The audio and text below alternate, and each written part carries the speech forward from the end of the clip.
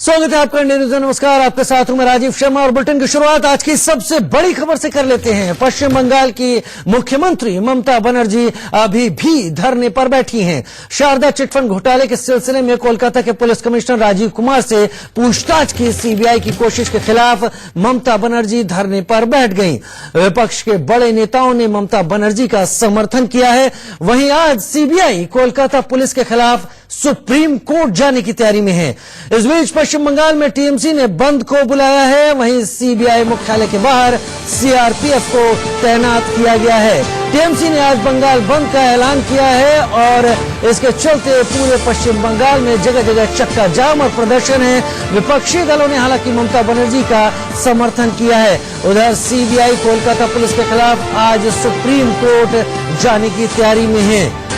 कल रात से ही ममता बनर्जी धरना स्थल मेट्रो चैनल के सामने बैठी हुई हैं और उनका ये कहना है कि ये केंद्र सरकार की नीतियां हैं, केंद्र सरकार की कोशिशें हैं, जिसके चलते हालात पैदा हुए। दो तस्वीरें आपको दिखा रहे हैं। एक रात की तस्वीर जब ममता बनर्जी अपने तमाम नेताओं के साथ धरने के लिए बैठ गई और वहीं सुबह की इस वक्त की तस्वीर अब ममता बनर्जी की आप देख पा रहे हैं।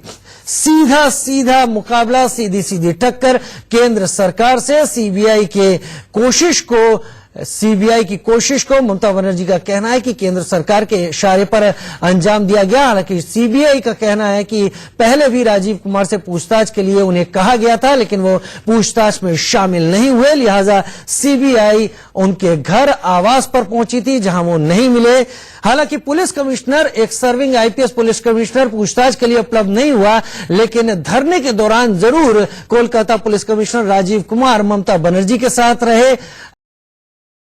लगातार सीबीआई की तरफ से दलीलें यही दी जाती रही कि ये वो चीजें हैं जो कि नहीं होनी चाहिए थी आईपीएस की तरफ से। हालांकि इस बीच इस तमाम धरना प्रदर्शन और इस पॉलिटिक्स, राजनीति पर ट्वीट भी सामने आए। राहुल गांधी ने कहा ममता दीदी से बात की है, मैं उनके साथ कंधे से कंधा मिलाकर खड़ा हुआ हूं। ममता बनर्जी जिस बात के लिए धरने प्रदर्शन पर हैं, मैं उनके साथ हूं, राहुल गांधी ने कहा। एक बार फिर उनका ट्वीट आपके टीवी स्क्रीन पर, मैंने ममता दीदी से बात की है और मैं उनके साथ कंधे से कंधा मिलाकर खड़ा हूं। अध्यक्ष कांग्रेस राहुल गांधी। अरविंद केजरीवाल दिल्ली के मुख्यमंत्री, उनका क्या कहना है? ममता दीदी से बात की और एकजुटता व्यक्त की है, उनके साथ खड़े रहने की बात की है। साथ ही मोदी शाह की जोड़ी पूरी तरह से विचित्र और लोकतंत्र विरोधी है, यह ट्वीट में अरविंद केजरीवाल ने कहा है। उत्तर प्रदेश के पूर्व मुख्यमंत्री अखिलेश यादव ने ट्वीट में लिखा, भाजपा सरकार की उत्पीड़नकारी नीतियों और सीबीआई के खुलेआम राजनीतिक दुरुपयोग की वजह से जनता की आजादी खतरे में है और उसके खिलाफ ममता बनर्जी जी के धरने का हम पूर्ण समर्थन करते हैं। तो ये ट्वीट है उन नेताओं के जो कि ममता बनर्जी के साथ हैं। लालू प्रसाद यादव आरजेडी से, देश का आम जनमानस भाजपा और उसके गठबंधन सहयोगी पक्षपाती सीबीआई के खिलाफ है। हम ममता बनर्जी के साथ खड़े हैं, तानाशाही का नाच हो रहा है, लोकतंत्र पर यह सबसे बड़ा खतरा है। उत्तर प्रदेश के मुख्यमंत्री योगी आदित्यनाथ ने ट्वीट किया कि टीएमसी सरकार एक लोकतंत्र विरोधी, जनतंत्र विरोधी सरकार है, अराजकता को बढ़ावा देने वाली है और राष्ट्रीय सुरक्षा के साथ खिलवाड़ करने वाले तत्वों को बढ़ावा देने वाली सरकार है। कल ही योगी आदित्यनाथ को एक जनसभा के लिए कोलकाता पहुंचना था, पश्चिम बंगाल पहुंचना था और उनके हेलीकॉप्टर को उतरने तक की मंजूरी वहां नहीं दी गई। कानूनी विकल्प क्या हो सकते हैं? कानूनी विकल्प क्या हो सकते हैं वो हम आपको तस्वीरों में बता रहे हैं। हाईकोर्ट तय करेगा दोनों पक्षों के अधिकार क्या हैं। यहां पर कानूनी विकल्प की बात हम कर रहे हैं। इस विवाद को लेकर सीबीआई सुप्रीम कोर्ट जा सकती है, क्योंकि सीबीआई की टीम को कोलकाता पुलिस ने हिरासत में ले लिया था। केंद्र सरकार राष्ट्रपति शासन लागू कर सकती है। एक कानूनी विकल्प यहां यह भी हो सकता है कि अनुच्छेद 356 का इस्तेमाल कर राष्ट्रपति शासन लागू कर दिया जाए। यतेंद्र शर्मा हमारे साथ ज्यादा जानकारी के लिए लाइव जुड़ रहे हैं। यतेंद्र, हालांकि ये सारा कुछ धरना प्रदर्शन इस वक्त कोलकाता में चल रहा है और मुख्यमंत्री ममता बनर्जी ने सीबीआई की इस पूछताछ के मामले को विपक्ष बनाम सरकार बनाकर रख दिया है, लेकिन असल गर्मी दिल्ली में महसूस की जाने वाली है। संसद का सत्र है, क्या देख पा रहे हैं आज दिल्ली में क्या हो सकता है राजनीतिक गलियारों में? देखिए राजीव, बिल्कुल अगर राजनीतिक गलियारों की बात करें तो गर्मी आज देखने को मिलेगी, खासकर संसद में जिस तरह से धुंध छाई हुई है वो साफ तौर पर देखी जा सकती है और उसका असर संसद के गलियारों में भी देखने को मिलेगा, क्योंकि ये जिस तरह से जो कल ड्रामा हुआ है, जो सीबीआई और कलकत्ता पुलिस के बीच में जो धक्का मुक्की हुई है और एक तरह से राजनीतिक ड्रामा इसे बोल सकते हैं, तो उसका असर जो आप कह रहे हैं कि संसद में मिलेगा, निश्चित तौर पर मिलेगा, क्योंकि सारा जो अपोजिशन है, चाहे कांग्रेस की बात करें, अखिलेश यादव की बात करें, केजरीवाल, तेजस्वी यादव, सभी खुलकर ममता बनर्जी के पक्ष में आ गए। और इसका एक बड़ा कारण है कि 2019 का जो चुनाव है वो अब उसकी उल्टी गिनती शुरू हो गई है। तो ऐसे में गठबंधन की जो बात अपोजिशन दलों की जा रही है वो एकजुटता दिखाई दे और एक मौका कल के घटनाक्रम के बाद पूरे सभी विपक्षी दलों को मिल चुका और शायद यही कारण है कि सब एक साथ होते हुए नजर आ रहे हैं और इसको सीबीआई का दुरुपयोग बताकर केंद्र सरकार को घेरने की कोशिश यहां पर की जाएगी। हालांकि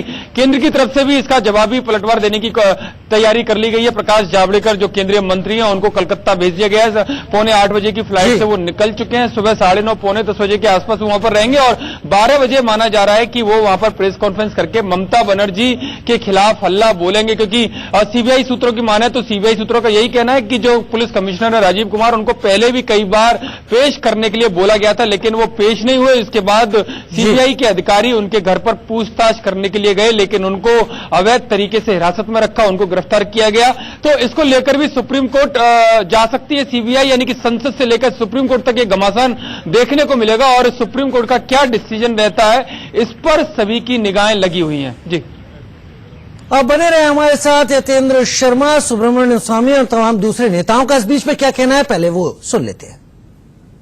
हिंदुस्तान का हिस्सा है और हमें संविधान में वो सेंट्रल गवर्नमेंट उसको कभी भी डिसमिस कर सकती है। माने हमारी जो फेडरल कॉन्स्टिट्यूशन लोग कहते हैं वो हमारा नहीं है, हमारी यूनिटरी है।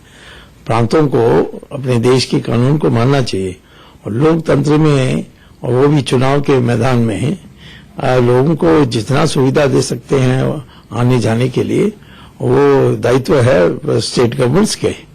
तो ये ऐसा रोकना, ये तो मैं समझता हूं कि हमारे संविधान के विरुद्ध में है और ये हमारे जो नियम हैं लोकतंत्र के उसके बिल्कुल विरुद्ध है।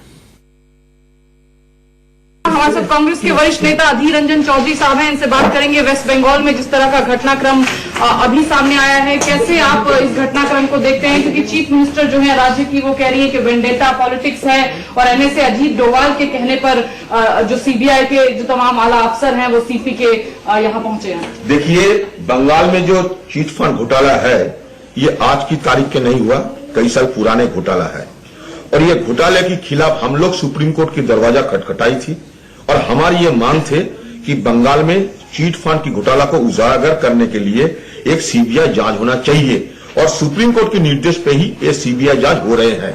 और हम ये सीबीआई जांच की पक्ष में है इसलिए कि बंगाल में लाखों की तादाद के लोग वहां सब कुछ खो बैठे ये चिट फंड कंपनी के लिए।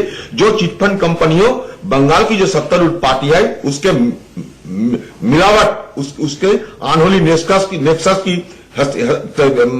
जरिए ये सब काम किए हैं।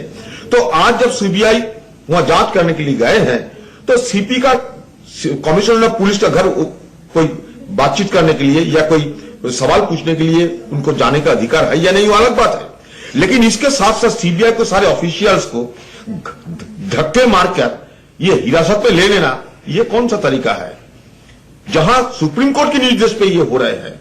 दूसरी बात ये है कि सीबीआई की हेडक्वार्टर घेरेबंदी में ले गए हैं, सीबीआई की जॉइंट डायरेक्टर की निवास वो भी घेराबंदी में ले गए हैं, ये क्या बात है?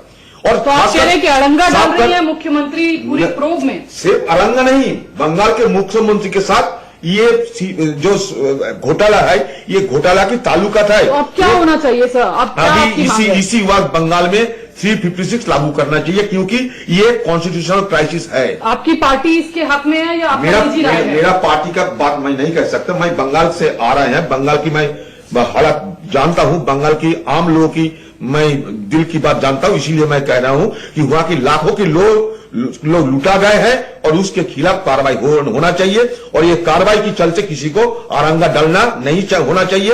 और बंगाल में जो हो रहे हैं वो अभी कॉन्स्टिट्यूशनल क्राइसिस की हालत आ गए, इसलिए अभी 356 की नौबत आ गए हैं। बहुत बहुत शुक्रिया हमसे बातचीत के लिए। तो अधीर रंजन चौधरी साहब साफ तौर पर मांग कर रहे हैं कि प्रेसिडेंट रूल जो है वो लगा दिया जाना चाहिए वेस्ट बंगाल में। इनके मुताबिक कॉन्स्टिट्यूशनल क्राइसिस का एक सिचुएशन वहां पर बन रहा है और मुख्यमंत्री जो है वो सीबीआई जो जांच कर रही है चिटफंड मामले में उसमें अड़ंगा डालने की कोशिश कर रही है। कैमरा पर्सन अमित के साथ विजयलक्ष्मी, इंडिया न्यूज दिल्ली।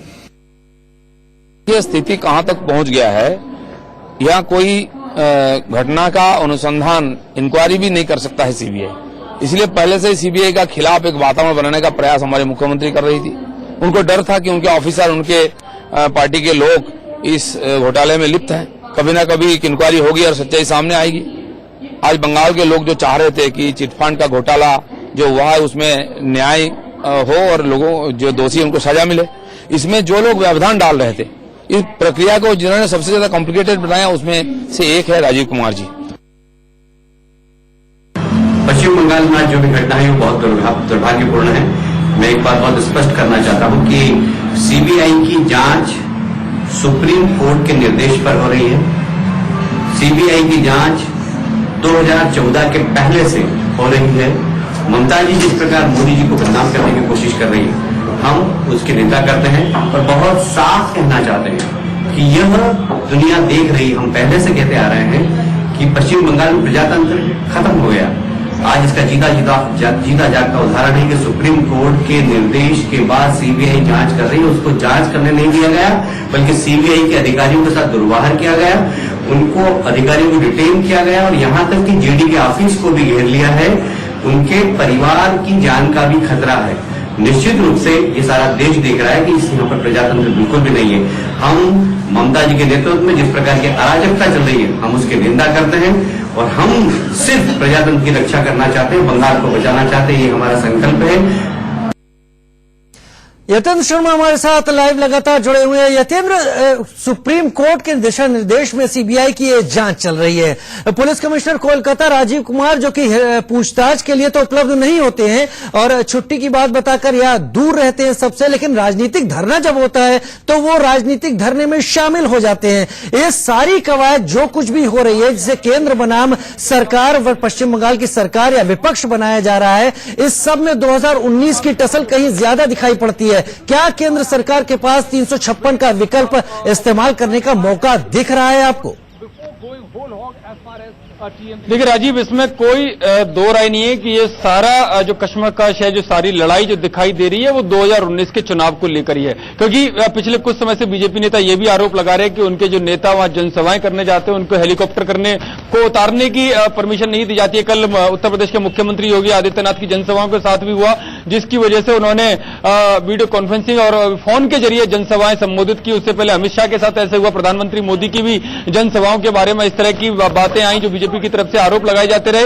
और अब कल जो घटनाक्रम हुआ उसमें साफ तौर पर बीजेपी या जो सच्चाई है वो यही है कि जो जांच चल रही है इस पूरे मामले में, पूरे घोटाले को लेकर, वो सुप्रीम कोर्ट के ऑर्डर के बाद हो रही है। उसका केंद्र सरकार के निर्देशों से कोई लेना देना नहीं था, और जिसकी वजह से सीबीआई के अधिकारियों का दावा है कि जो पुलिस कमिश्नर है कलकत्ता के राजीव कुमार, उनके पास उनके खिलाफ सबूत है, जिसके बाद उन्हें पूछताछ करनी थी। कई बार पूछताछ के लिए पुलिस कमिश्नर को बुलाया गया लेकिन वो हाजिर नहीं हुए। घर पर जब सीबीआई की टीम गई तो उनको मना कर दिया गया कि राजीव कुमार नहीं है। लेकिन दिलचस्प बात यह है कि उसी घर से जब ममता बनर्जी धरने पर बैठी तो उसी घर से जहां पर सीबीआई अधिकारियों को मना कर दिया था कि राजीव कुमार नहीं है, अपने उसी घर से बाहर निकलकर धरने पर ममता बनर्जी के साथ नजर आए। तो आप समझ सकते हैं कि राजीव किस तरह से पूरा मामला राजनीतिक घटना तो पूरे मामले में क्या एक कॉन्स्टिट्यूशनल क्राइसिस का मामला नहीं बनता है कि सुप्रीम कोर्ट के दिशा निर्देश पर एक पूरी की पूरी सरकार धरने पर बैठ गई है? छोटे में बता दें।